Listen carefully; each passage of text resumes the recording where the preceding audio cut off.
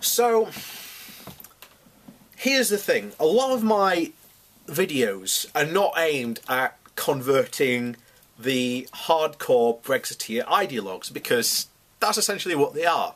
In fact, I pretty much view them, arguing with them in the same way as, Christian, evolutionary deniers. They've got blinkers on, they don't care, and it's all about their ideology. What these videos are meant, and why I started this, was to try and get the people who weren't that far down gone, and maybe make them think that, hang on, I've actually been lied to, or I never knew that information before, that's made me change my ideas. That's the people who I'm trying to reach. Now, remember, in this country, we've been bombarded on almost a daily basis for the past 40 years on the EU is bad, and it's been built on complete absolute lies and absolutely no basis in reality. So it's no misunderstanding if you went out onto the streets of Barnsley like Channel 4 did and you were to ask basic questions about the EU, of course no one would be able to answer them, because there's just been so much fear-mongering by the eurosceptics and just lies thrown out about the EU for years.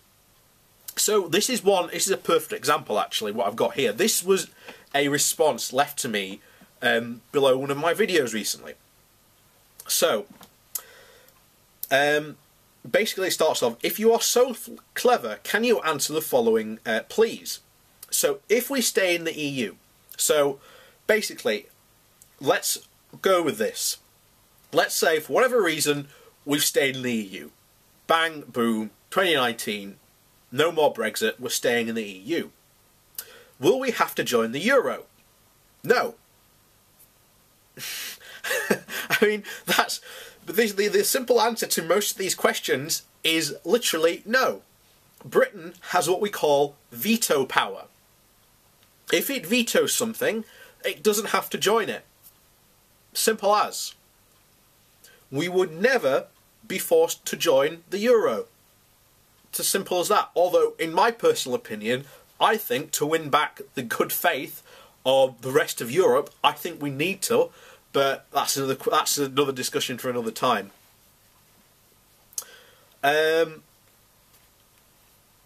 So, and obviously it continues on this, and then take on the debts of Greece, Spain, Portugal, Italy, etc., as one of the main net contributors to the EU.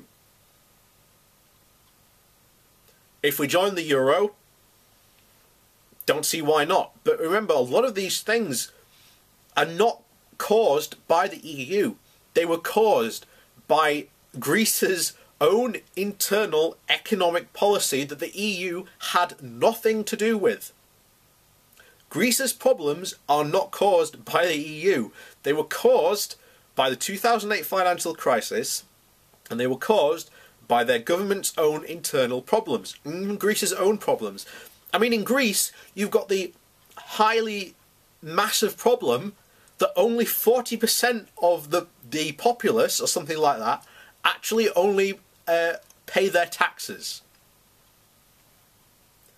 So, yeah, so as you can see, that's not an EU problem, that's a Greek problem specifically. So, and again, this is not an EU problem. That's the own individual country's problem. So on to the next one. So will we join the Schengen area? As I said last time, Britain has veto power. If the UK doesn't want to join the Schengen area, we just veto it and say we're not going to join it. We're not in it in the first place. Even if we were to remain in the EU, we won't join it. So, oh, hang on. So it continues on this again. No security. Even if you are in Schengen, those countries still have a border force. So his idea of no security is completely false. Relying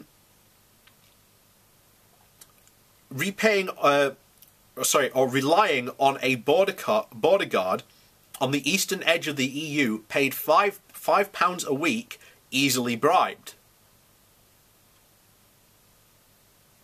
Okay, so ironically, the answer is pretty simple.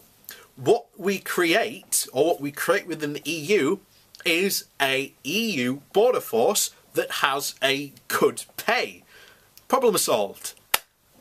That solves that problem then. So even if we did join the Schengen, we just advocate for that.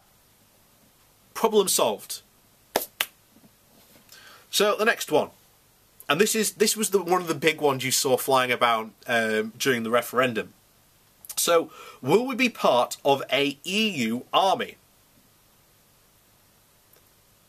The law, or shall we say the bill that a lot of this requires, never established a construction of an EU army. What that bill did was it did two things. Well, it did a couple of things, but the main things it did was it established a fund for joint operations. So let's say the French and UK army, just remember we are operating on the assumption that we have stayed in the EU, so the French and the UK, in fact Navy, want to do a joint training exercise. What this does is, first of all, it provides a budget, a training budget for them to be able to do that. The next thing that it does is it makes it easier for those armed forces to be able to do that. That's essentially all it does. It's also established one for particularly defence contracts within the EU to keep, because I think they've decided that they want now to have a main EU country battle tank, which we won't be part of. Now, potentially, but again, if we were, it would be good. Remember, the Challenger 2 is on its way out. There is a life extension programme, but that won't last forever. So he continues again, like the rest he does. So, conscription of British nationals. Germany, Austria, Estonia and Greece all have conscription. There's no EU army, so there would be no conscription.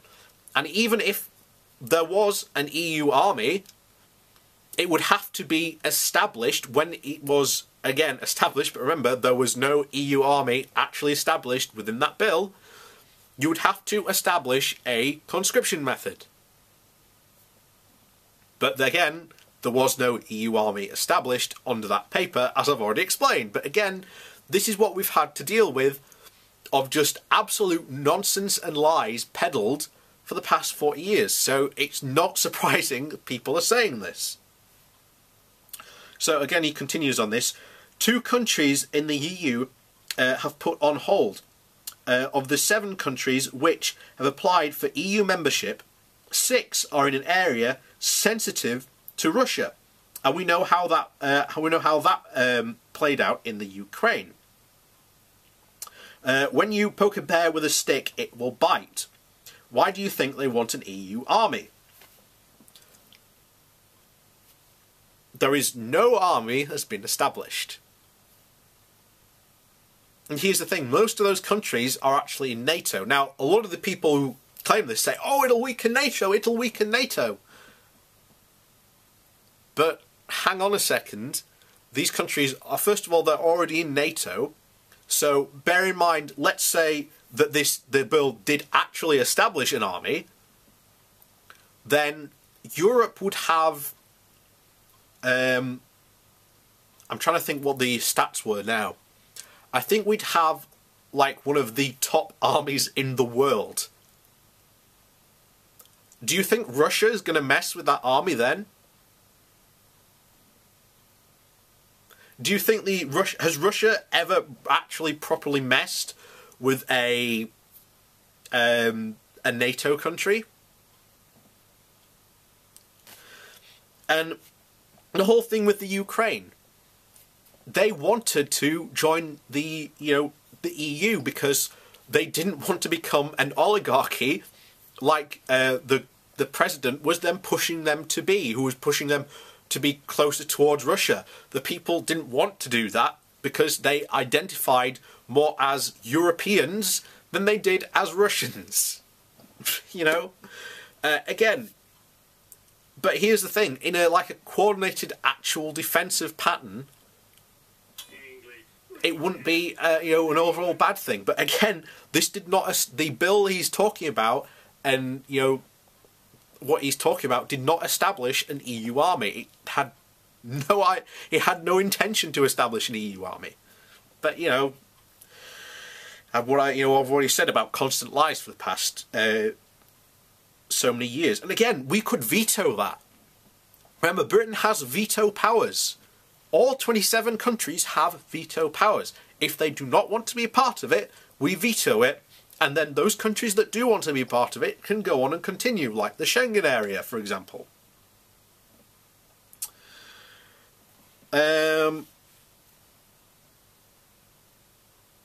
So, anyway, he continues. So, the answer is, you don't know, as these will all be decided in Brussels in a few months/years' time. Not really. But in terms of not knowing, yeah, because you never know which way technically these votes might not go. But again, all these countries have veto power. That's part of the European Union. So even if, let's say, it just wouldn't gel with the democratic part of the EU. The EU don't force these things onto people as much as people claim. But, there you go. We won't be able to stop any of them as the people of Brussels, as the people in Brussels who make these decisions are not elected. Right. The three decision-making bodies, Council of Ministers, all 28 current members of the European Union have one member, one minister elected by your parliament or government to that position. He is elected by your government. So that is the first thing. The EU Parliament. The EU Parliament is entirely elected by elections in your country. I don't know what else to say this. And then we go talk about the Commission. The Commission is then put together by the European Parliament, which you vote for. And these positions are then filled by the people in the European Parliament who then vote who they want to fill those positions. The EU is not undemocratic. It is incredibly democratic. In fact, in some cases, particularly in the UK, it is more democratic than the UK government. So, and his last question is, and finally, what is the end game of the EU? Well, what is it going to end up as? Please explain.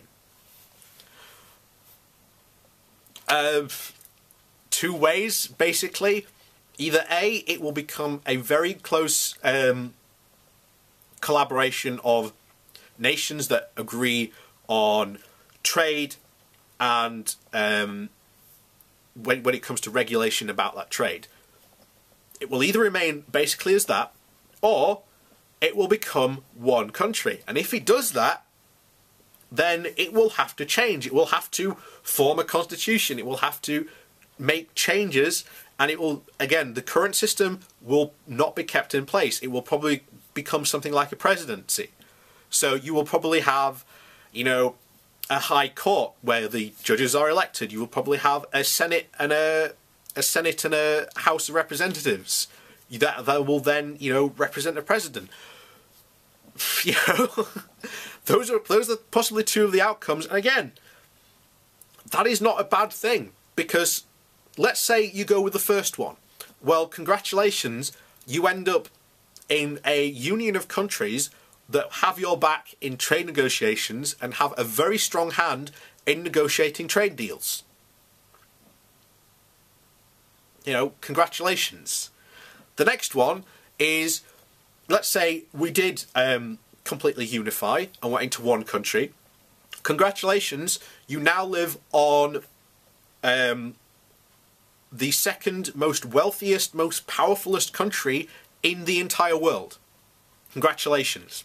Not only that, but it would be probably the most socially and politically progressive country in the world.